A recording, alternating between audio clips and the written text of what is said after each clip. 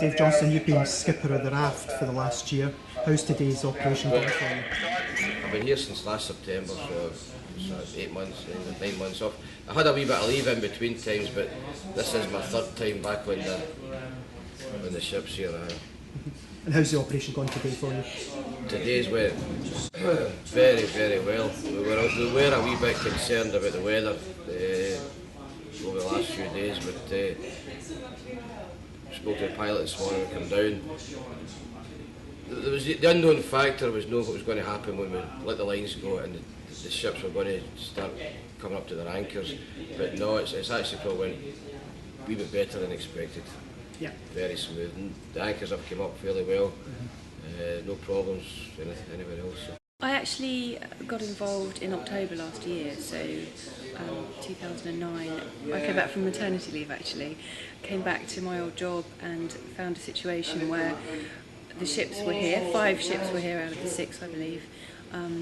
The local community were not happy with the way things were progressing and there wasn't really much relationship with Maersk at that stage. So I came back into quite an unfamiliar situation for me because Maersk isn't used to having difficulties with local communities and things.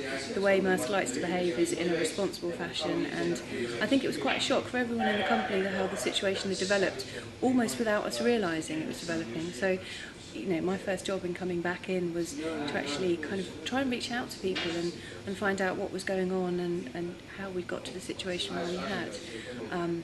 Fortunately, the technical team in Newcastle had arranged to do the acoustic survey, which was fantastic because we needed a baseline of facts to find out what the noise level was and then to try and find technical solutions of how we could reduce that.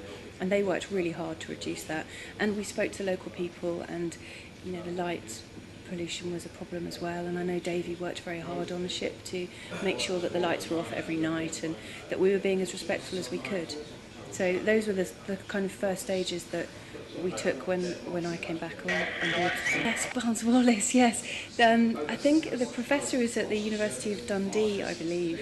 He contacted us because he'd heard the ships were here as well, and he's running a project to bring up some of the bouncing bombs that were tested here on the loch, which I think maybe quite a few people didn't even realise had happened.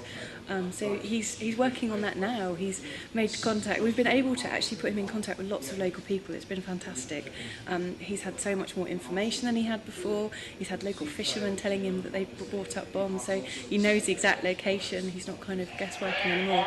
So yeah, his was one of the projects we were actually able to fund, which we were really pleased about, and we funded a recce, I believe, for him to have a look. So there's one type of bomb, I think it's a highball it's called, and there aren't any in any collections anywhere, so he's planning to bring those up and actually put them on display, which would be fantastic.